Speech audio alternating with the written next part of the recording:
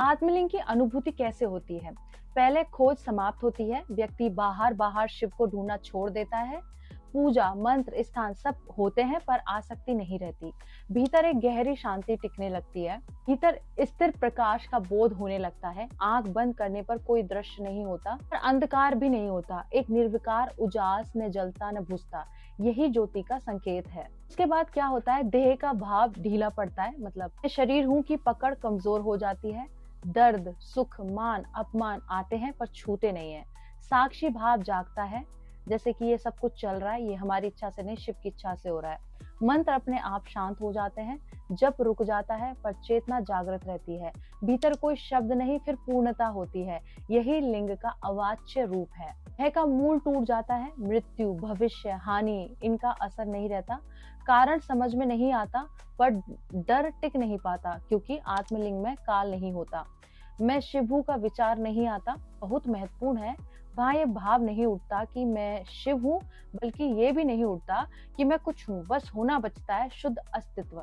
जहाँ पूजा समाप्त हो जाए और उपस्थिति शेष रह जाए, वही आत्मलिंग का स्पर्श है। तो आत्मलिंग प्राप्त नहीं किया जाता। तब अहम, हड़बड़ी और प्रदर्शन गिरते हैं, तब वह स्वयं प्रकट होता है। आत्मलिंग और कुंडलिनी का सूक्ष्म संबंध क्या है?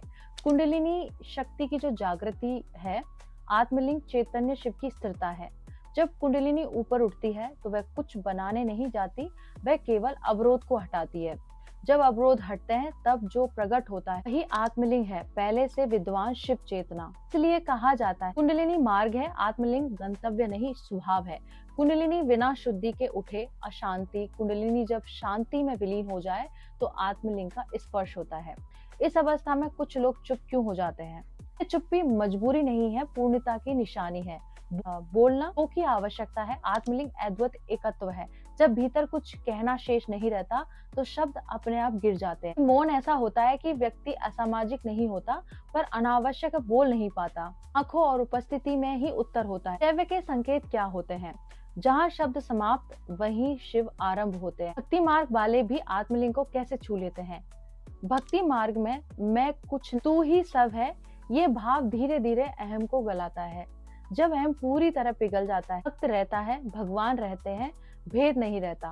भक्त पूछता नहीं, मांगता नहीं, बस स्थिर हो जाता है। यही क्षण है जहाँ भक्ति ज्ञान बन जाती है और आत्मलिंग प्रकट हो जाता है। इसलिए कहा गया है, ज्ञान मार्ग समझकर, योग मार्ग साध कर, भक्ति मार्ग गल कर, तीनों का अंत एक ही है। कुंडलिनी का रास्ता साफ करती है, मौन प्रमाण देता है और भक्ति द्वार खोल देती है।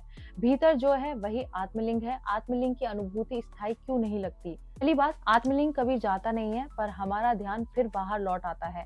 कारण समझिए, आत्मलिंग चेतना की मूल अवस्था है, मन आदतों का प्रभाव।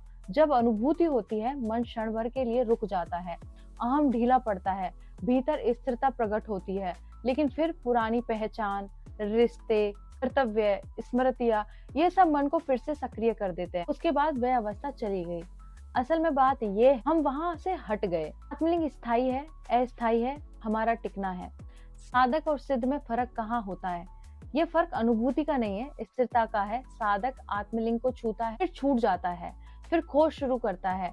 उसके जीवन में उतार चढ़ाव, प्रश्न, कभी शांति कभी अशांति। के बाद सिद्ध जो लोग होते हैं, उसके जीवन में आत्मलिंग में रुक जाता है, अनुभव नहीं करता, वह बन जाता है।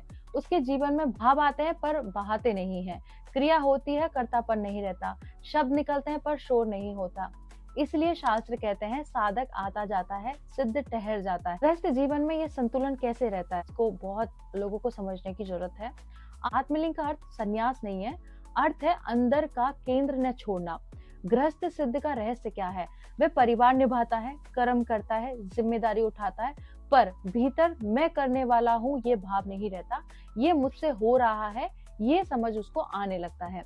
बाहर संसार, भीतर शिव की स्थिरता, इस तरह से उसका पूरा सिस्टम बन जाता है। तो इसको पहचाने कैसे? वह भागता नहीं है, चिपकता नहीं है, निभाता है पर उलझता नहीं है। गृहस्थ का जो मूल सूत्र है वो ये है कि संसार में रहो पर अपनी चेतना को संसार मत बनने दो। अनुभूति का आना जाना साधक है, स्थिरता सिद्ध है और उसी स्थिरता के साथ संसार निभा लेना वही पूर्ण शिवत्व है। आत्मलिंग का सबसे बड़ा भ्रम कौन सा होता है? मुझे आत्मलिंग की अनुभूति हो गई है, यही सबसे बड़ा भ्रम है। क्यों? आत्मलिंग अहम का लय है, लेकिन जैसे ही मन कहता है मैंने पा लिया, उसी क्षण अहम वापस बैठ जाता है। आत्मलिंग की सच्ची अवस्था में अनुभव को पकड़ने वाला कोई नहीं बचता, बताने वाला कोई नहीं होता, तुलना करने वाला कोई नहीं रहता। बात यह है कि जहाँ दावा शुरू वहीं शिव ओझल हो जाते हैं। कौन सा लक्षण देखकर समझे कि अहम वापस आ रहा है। अहम बहुत सूक्ष्म रूप में लौटता है, जैसे ये नहीं समझते, ये अभी नीचे है, ये आध्यात्मिक अहम है। अपनी शांति को दिखाने की इच्छा, मौन का प्रदर्शन, साधना की घोषणा, अनुभवों की कहानी। जहाँ दिखावा वहाँ अहम है। भीतर चुभन या प्रतिक्रिया क्या होती है? आलोचना से दुख होता है, अनदेखी से बेचैनी होती है। आत्मलिंग में चुभन नहीं होती। मैं सही हूँ की कठोरता, लचीलापन खत्म होना, दूसरों के मार्ग को गलत मानना। शिव समावेश है, संकुचन नहीं। क्या मैं हल्का सा भी भारी लगे, समझो अहम लौट आया। सच्चे सिद्ध स्वयं को कभी सिद्ध क्यों नहीं कहते? क्योंकि उनके लिए सिद्ध नाम की कोई पहचान ही नहीं बचती। सिद्ध के लिए न साधक है, न लक्ष्य है, न उपलब्धि। वे बस स्थित, वे मना नहीं करते, स्वीकार भी नहीं करते, बस मुस्कुरा देते हैं। सैव के संकेत क्या है? जो जानता है वह कह नहीं सकता, जो कहता है वह ठहरा नहीं। तीनों का सार यही है कि सबसे बड़ा भ्रम अहम की पहचान है मैं अलग हूँ, और सिद्ध की मुहर है मैं कुछ भी नहीं। यही कारण है कि सच्चे सिद्ध चुप रहते हैं, झुकते हैं और स्वयं को कभी ऊंचा नहीं रखते। आत्मलिंग की रक्षा कैसे होती है? आत्मलिंग की रक्षा करनी नहीं पड़ती, वह स्वयं रक्षित है। रक्षा तब बिगड़ती है जब हम ये करने लगते हैं। अनुभव को पकड़ना, उसे दोहराने की चाह, बस वह अवस्था लौट आए की प्रतीक्षा। सही स्थिति क्या है? जो आया उसे आने देना, जो गया उसे जाने देना। किसी भी अवस्था से चिपकना नहीं है। जब साधना में लोभ नहीं, जीवन में डर नहीं और मन में जल्दबाजी नहीं, तब आत्मलिंग स्वाभाविक रूप से सुरक्षित रहता है। इसके संकेत क्या है? आत्मलिंग को संभालने की कोशिश मत करो, अपने अहम को हल्का रखो, वही पर्याप्त है। तो प्रयास की सीमा है, कृपा नहीं है। प्रयास जहां तक मैं जा सकता है, कृपा जहां मैं समाप्त होता है। कोई भी अपने बल से, अपने ज्ञान से, अपने अभ्यास से आत्मलिंग को उत्पन्न नहीं कर सकता। जब साधक थक जाता है, हार नहीं मानता पर छोड़ देता है, कुछ मांगता नहीं है, उसी क्षण कृपा उतरती है। प्रयास द्वार तक लाता है, प्रवेश कृपा कराती है। शिव भक्त और शिव स्वरूप में सूक्ष्म फर्क क्या है? यह फर्क बाहरी नहीं, भीतर का है। शिव भक्त मैं तेरा हूँ, प्रेम, समर्पण, आंसू, दूरी होते हुए भी रस। भक्त में भाव है, संबंध है, मधुरता है। इस तरह से शिव का जो स्वरूप होता है, मैं और तू दोनों नहीं है, न मांग न निवेदन, मौन की उपस्थिति होती है। शिव का स्वरूप क्या है? कोई संबंध नहीं है, फिर भी पूर्ण करुणा है। फर्क ये नहीं कि कौन ऊंचा है, फर्क ये है कि भेद बचा या मिटा। भक्त झुकता है, शिव स्वरूप झुकने वाले को भी नहीं देखता, फिर भी सबको थामे रहता है। आत्मलिंग हम छोड़ने से सुरक्षित रहता है। कृपा वहां उतरती है जहां प्रयास रुकता है, और शिव भक्त से शिव स्वरूप की दूरी केवल मैं जितनी होती है।